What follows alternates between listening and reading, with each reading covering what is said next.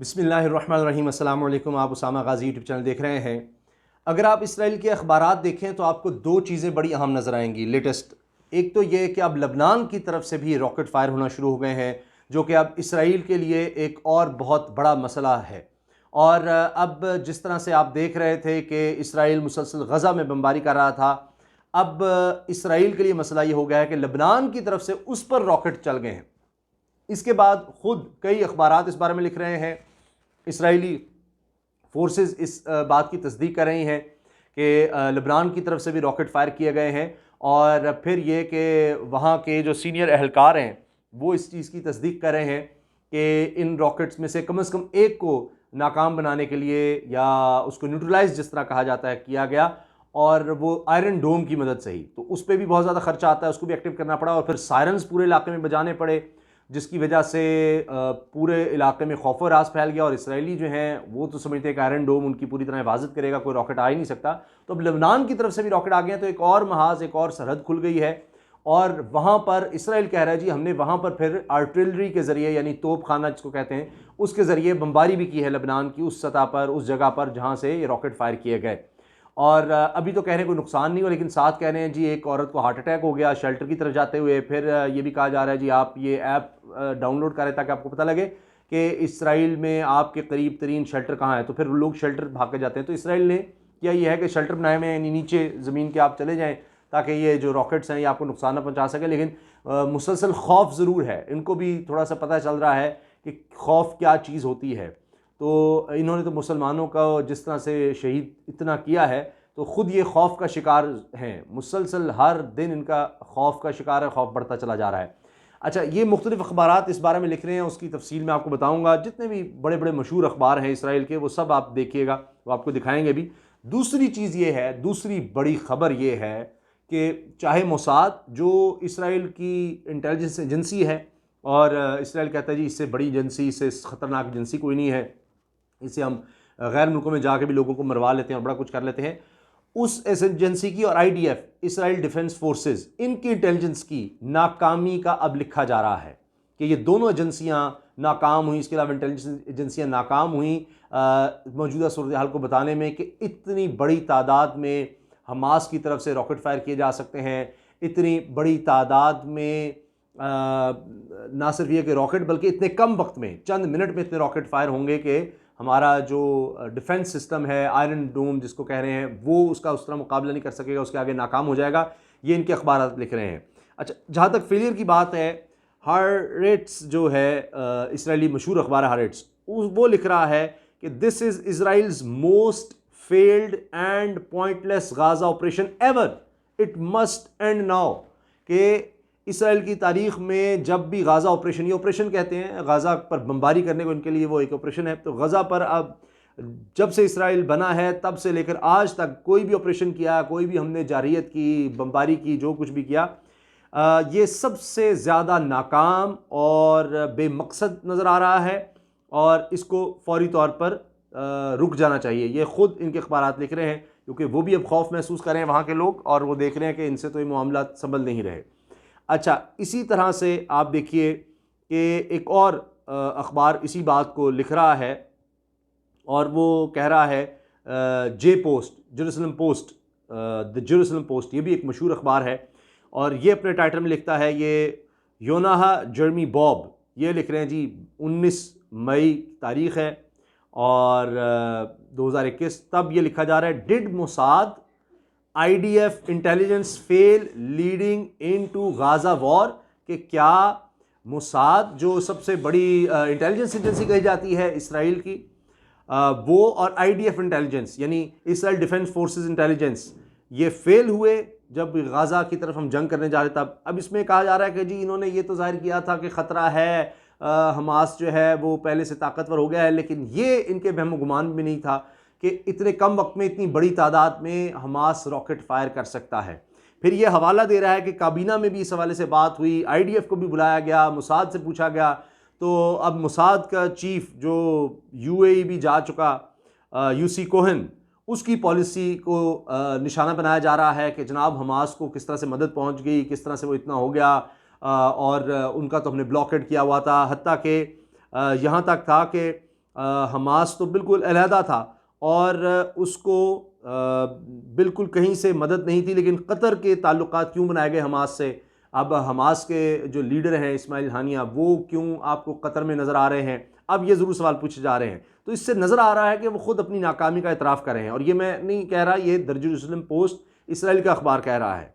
और फिर ये कि जी अब क्या इनकी नाकामी, इंटेलिजेंस गैदरिंग इनकी नाकाम रही है? सवाल उठाए जा रहे हैं, और कहाँ कहाँ इनसे नाकामी हुई है? क्यों कोलैप्स की इंटेलिजेंस? क्यों ये नहीं बता सके? IDF इंटेलिजेंस कहाँ कहाँ फेल हुई? और इनको पता नहीं था कि कॉन्फ्लिक्ट होगा तो हमास जो कि फ़लस्तीनी एक ऑर्गेनाइजेशन है जिसको ये दहशतगर्द ऑर्गेनाइजेशन कहते हैं, वो इस तरह करेगी। फिर ये जूश अरब वायलेंस जो इसराइल के अंदर हो गया है, इसके बारे में, और शेख जरा में जो हुआ, इसमें भी नाकामी हुई इंटेलिजेंस की। इनको नहीं पता था कि ये सब कुछ हो सकता है, ये सवाल पूछे जा रहे हैं।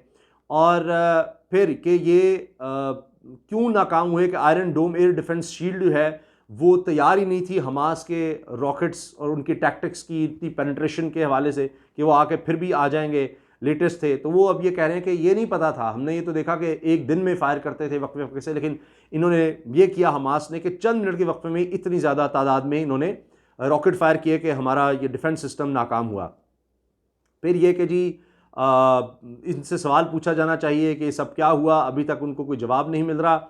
और ये कि वो अपनी अब तक पॉलिसी के साथ हैं कि जी हमने तो बेहतरीन अपनी तरफ से तैयारी की हुई थी, लेकिन ये नहीं पता था कि हमास अब इतनी ताकतवर हो चुकी है।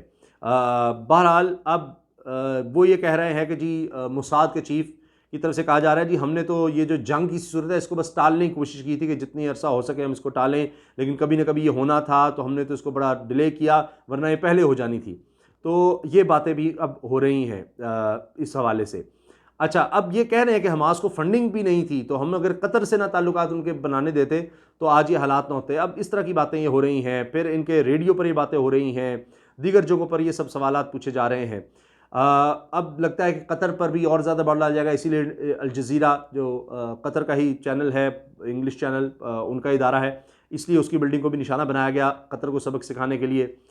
अच्छा जी, इसके साथ साथ ये पूरी डिटेल है जेरूसलम पोस्ट में जो मैंने आपको जिसका हवाला दिया है, तो मैं इस डिटेल में नहीं जाना चाहता क्योंकि वक्त बहुत ज़्यादा लग जाएगा। और ये भी कि जनाब कि ये फुल स्केल वॉर होनी थी, ये क्यों नहीं हमें पता चल सका।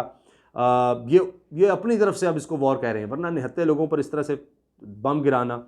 तो जनाब अब ये है कि ये भी नहीं है, आखिर में लिखते हैं कि ये इंटेलिजेंस एजेंसियों के बारे में कि IDF भी और ये सबको एडमिट करना चाहिए that it miss the depth of the spike in anger on the Palestinian side, कि जो हम जुल्म कर रहे हैं इस पर इतना ज़्यादा फ़लस्तीनियों की तरफ से इतनी ज़्यादा नफ़रत आएगी, इतना ज़्यादा एहतजाज आएगा, ये भी ये चीज़ फोर्सी नहीं कर सके, इसका अंदाज़ा नहीं लगा सके। अच्छा जनाब, और जो मैंने आपको हवाला दिया है, this is Israel's most failed and pointless Gaza operation ever, it must end now, ये लिखा जा रहा है जनाब अलूफ बेन की तरफ से। ये भी ये मई 18 को ये लिखा गया है, ये हैरट्स में ये छपा है, ये भी आप देख सकते हैं। अच्छा, अब मैं जल्दी से आपको बता दूं कि किस किस अखबार ने ये सब छापा है कि ये जो ये कहा जा रहा है लेबनान की तरफ से अब जो अटैक हुआ है, ये है जी homes in Ashdod Sderot hit as rocket barrage continues from Gaza. एक तो ये कह रहे हैं जी गाज़ा की तरफ से अभी तक अटैक हो रहे हैं, और पहले कुछ कम हुए लेकिन अब दोबारा हो रहे हैं। ये एडमिट कर रहे हैं कि इनको नहीं रोक पा रहे अटैक्स गाज़ा की तरफ से, हमास की तरफ से भी। फिर ये हैरट्स ही कह रहा है जी 4 rockets fired from Lebanon at northern Israel amid Gaza violence, Gaza violence के दौरान 4 रॉकेट फायर किए गए हैं लेबनान की तरफ से नॉर्दर्न इसराइल की तरफ, शुमाली इसराइल की तरफ। जी द टाइम्स ऑफ इसराइल, ये भी एक बड़ा अखबार है, ये कह रहा है जी Hamas says it targeted air force bases in barrages towards south central Israel, के जी हमास ने अब एयर बेसिस को भी निशाना बनाया है, ये टाइम्स ऑफ इसराइल कह रहा है। फिर द टाइम्स ऑफ इसराइल लिखता है जी 4 rockets fired at Israel from Lebanon, 1 intercepted, no injuries, ये कह रहे हैं। लेकिन बहरहाल एक और अखबार जिसका मैं इन पे हवाला दूंगा वो ये कह रहा है कि ज़ख्मी भी हुए हैं कुछ लोग। अच्छा, द टाइम्स ऑफ इसराइल लिखता है Hamas pummels south central Israel with rockets, वो ये कह रहा है कि जी हमास की तरफ से इसराइल के ऊपर रॉकेट बरसाए गए हैं, और ये 10वां दिन फाइटिंग का, उस दिन भी हमास कितनी ताकत है कह रहा है। TRT वर्ल्ड, ये तुर्की का है, ये भी लिख रहा है Israel hits back after several rockets fired from Lebanon. कि Israeli army said it fired artillery shells towards southern Lebanon, Lebanese territory, causing air raid sirens to blare in the northern Israel city of Haifa and areas to the east। तो ये भी लिख रहा है कि जी Israel ने कहा है कि हमने आर्टिलरी से फायर किया जब हमें लेबनान की तरफ से हम पर हमला हुआ है। Israel fires at south Lebanon after cross border rocket launches, ये रॉयटर्स की खबर है जी, ये तो इंटरनेशनल न्यूज़ एजेंसी है, और ये भी इस बारे में लिख रही है कि जी लेबनान से भी अब फायरिंग शुरू हो गई है। इसी तरह से जो जेरूसलम पोस्ट है उसका मैं हवाला दे चुका हूँ आपको, grenade Mossad IDF intelligence fail leading to Gaza war, ये जेरूसलम पोस्ट का मैंने हवाला दे दिया। हाँ जी, homes in Ashdod Sderot hit at rocket barrage countries from Gaza, ये इसका मैंने आपको बता दिया। और आखिर में जनाब ये है जेरूसलम पोस्ट जो कह रही है rockets fired into northern Israel from Lebanon amid fighting in Gaza, कि गाजा में फाइटिंग के दौरान ही अब नॉर्दर्न इजराइल पर लेबनान की तरफ से भी फायरिंग शुरू हो गई। और इसी में सारी डिटेल है जो मैंने आपसे पहले अर्ज़ की कि वहाँ पर एक औरत शेल्टर की तरफ भागते, उसको हार्ट अटैक हो गया, आपको कह रहे हैं जी बच्ची ज़ख्मी हो गई, इनको अपने ज़ख्मी नज़र आते हैं, ये भागते हुए खौफ से भागते हैं। और ये कहा गया है कि उस पूरे इलाके में सायरन बजाए गए और पूरे इलाके में खौफ फैल गया, हज़ारा वहाँ पर आबादी थी, सब शेल्टर्स की तरफ भागे। तो ये एक नया इनको महाज खुलता नज़र आ रहा है, वहाँ भी इनको एक्टिव होना पड़ रहा है, तो इनकी मुश्किलात बढ़ती जा रही हैं। अल्लाह हाफ़िज़।